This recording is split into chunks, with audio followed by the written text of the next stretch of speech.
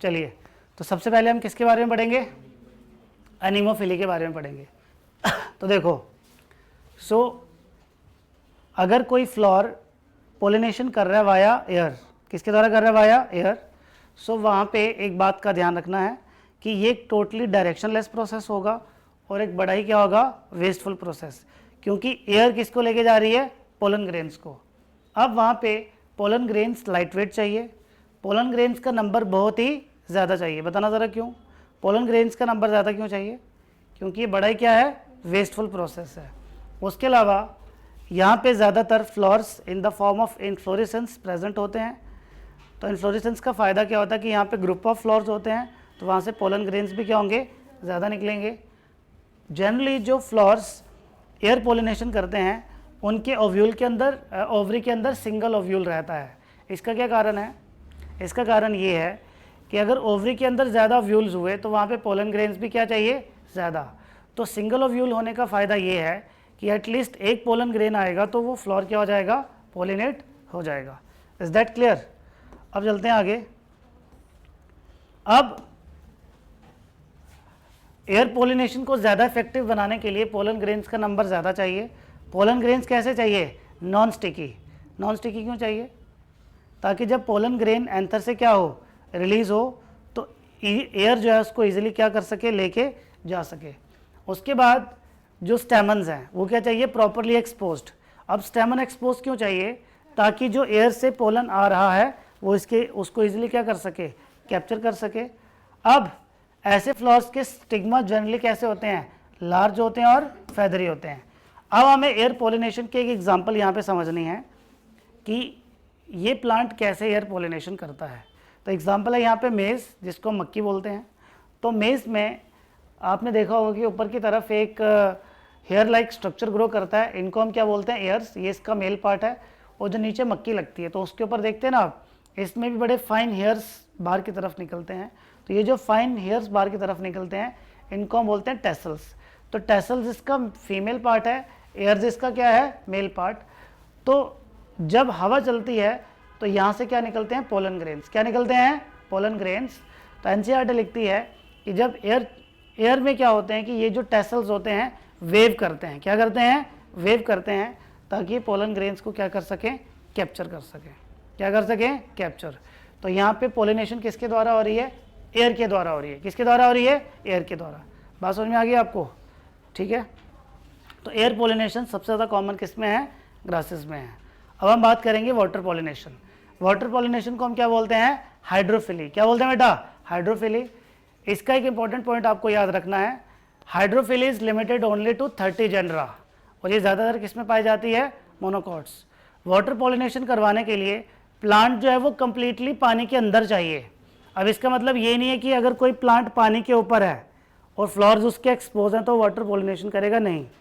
Water pollination के लिए plant completely कहाँ चाहिए? पानी के अंदर चाहिए। उसी में ही क्या होगी? वाटर पोलिनेशन होगी। तो इस केस में जो पोलन ग्रेन्स होते हैं उनके बाहर एक वैक्सी कोटिंग चढ़ी होती है, म्यूसिलेज की शीट। क्यों चढ़ी होती है? क्योंकि पोलन ग्रेन अगर पानी के अंदर रहेगा तो वो तो सड़ जाएगा, इसलिए ये जो वैक्सी कोटिंग होती है पोलन ग्रेन को किससे बचाती है? किससे बचाती है? सड़ने से बचाती है, डेसिकेशन से प्रिवेंट करती है। लेकिन जब हमने एल्गी, ब्रायोफाइट्स और टेरिडोफाइट्स के बारे में पढ़ा था तो उनमें तो पोलिनेशन यानी कि मेल गैमेट्स को ट्रांसफ़र करने का पानी ही केवल क्या था? एक सहारा था। लेकिन हम चैप्टर कौन सा पढ़ रहे हैं? Sexual reproduction in flooring plants. तो वहाँ पे ये चीज़ क्या है? लिमिटेड है। क्या है? लिमिटेड। उसके अलावा दो एग्जांपल्स याद रखनी है आपको। फ्रेश वाटर पोलिनेशन की दो एग्जांपल्स, वेलिस्नेरिया एंड हाइड्रेला, और मैराइन वाटर की जोस्टेरा, जिसको हम क्या बोलते हैं? मैराइन सी ग्रासेस।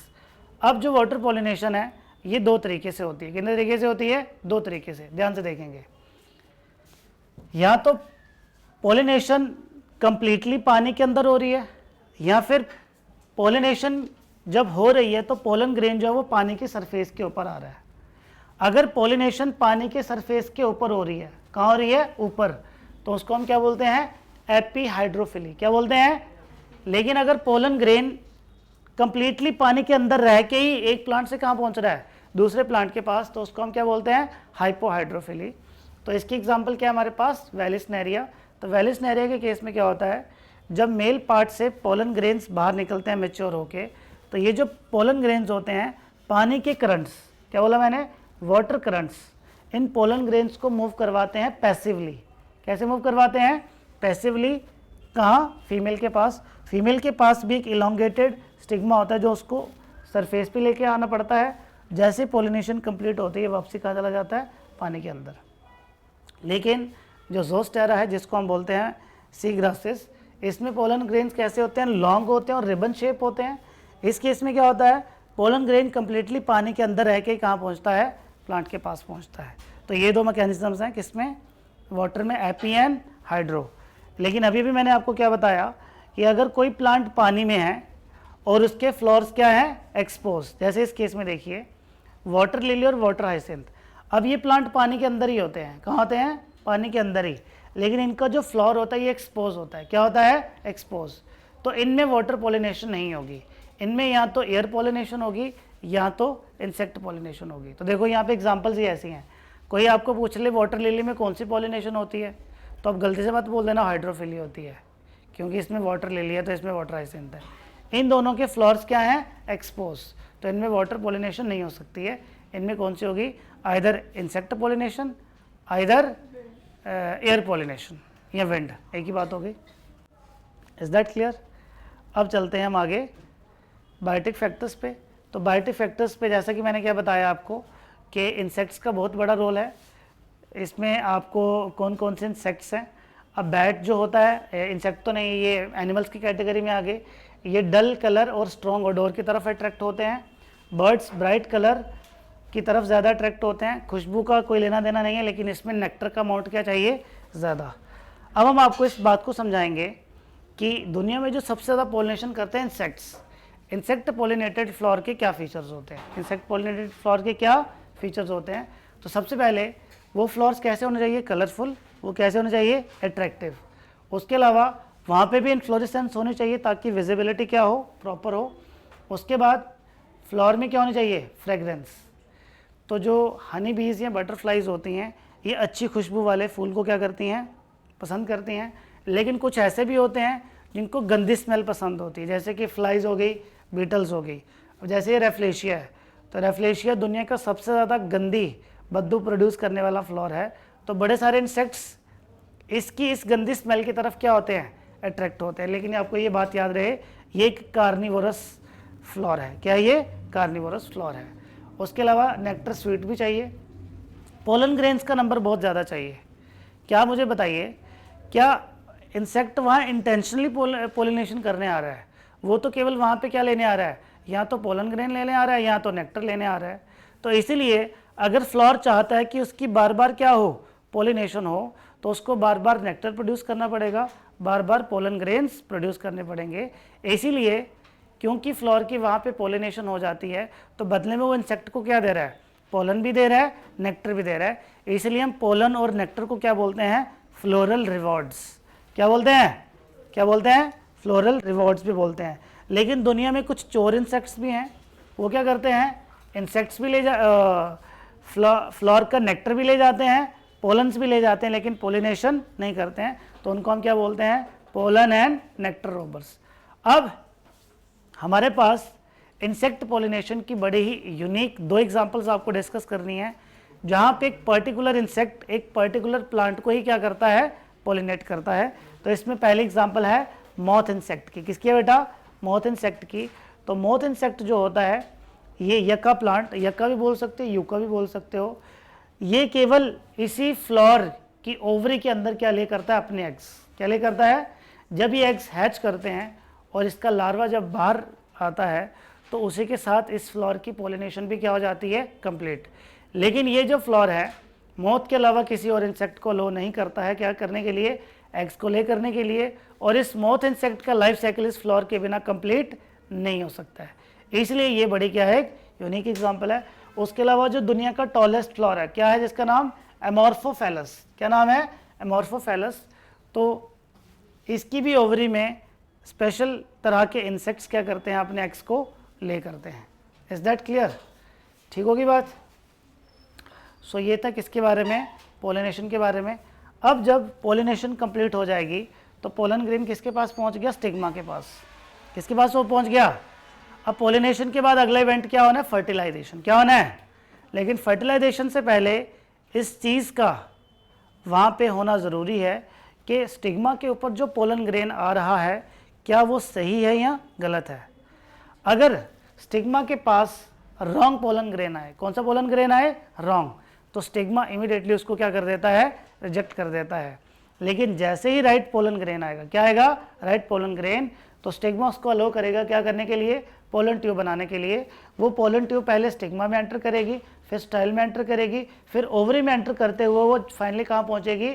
ओव्यूल के एम्ब्रियो सैक के पास पहुँच के उसमें साइनर्जिड सेल्स को क्या करेगी? एंटर करेगी। तो जितने भी वेंट्स पोलन ग्रेन की लैंडिंग से लेके पोलन ट्यूब की entry into the embryo sac के बीच में जितने भी वेंट्स होते हैं, इन सबको मिला के हम क्या बोलते हैं? Pollen pistol interaction. क्या बोलते हैं? Pollen pistol interaction. Pollen pistol interaction तभी होगी अगर वहाँ पे क्या आएगा? Right pollen grain. क्या आएगा? Right pollen grain. बात समझ में आ गई आपके? ठीक है। सो जितने भी वेंट्स होते हैं right from the landing of pollen grain till the entry of pollen tube into the embryo sac, they are combinedly termed as pollen pistil interaction। अब देखिए जो पोलन ट्यूब है, तो इसका कॉन्सेप्ट आपको याद रखना है।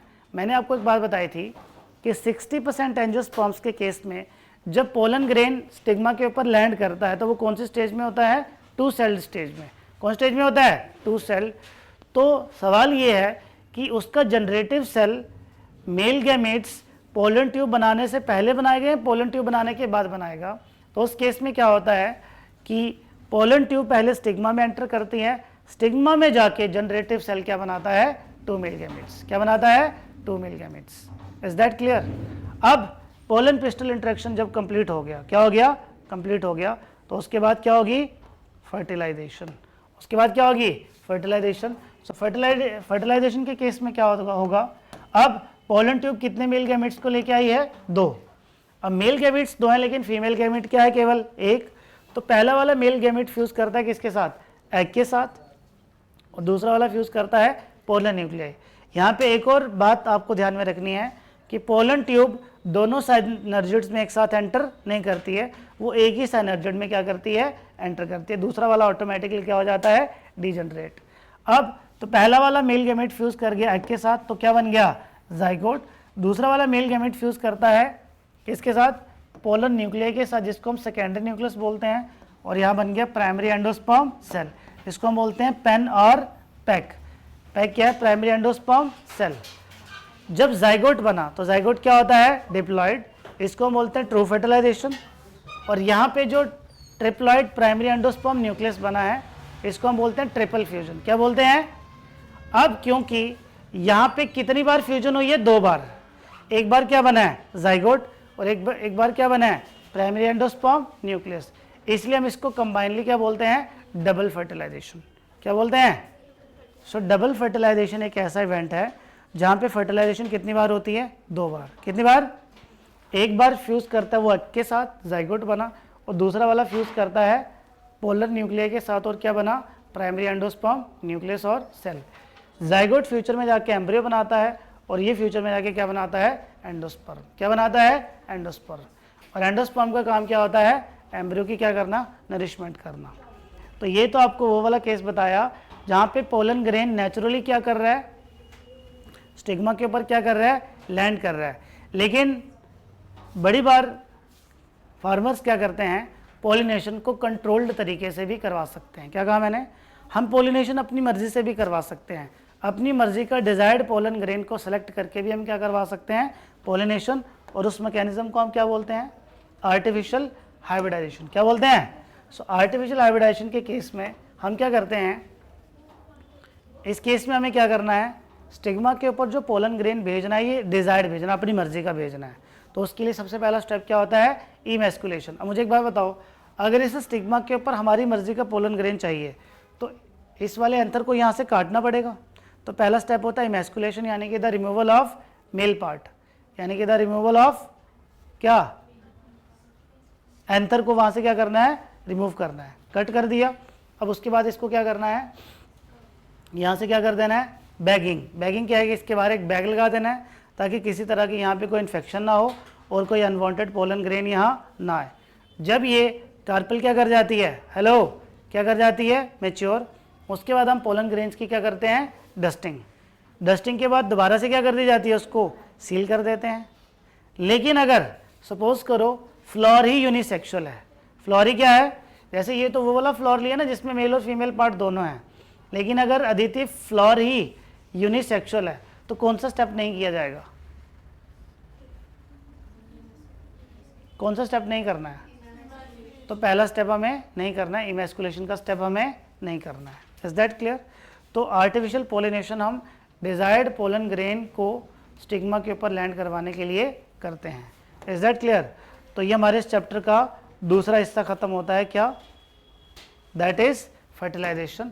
अब हमारे इस चैप्टर का जो तीसरा हिस्सा है, क्लास कितने बजे तक है आपका, 4:15 तक है, तो अभी तो 8 मिनट है।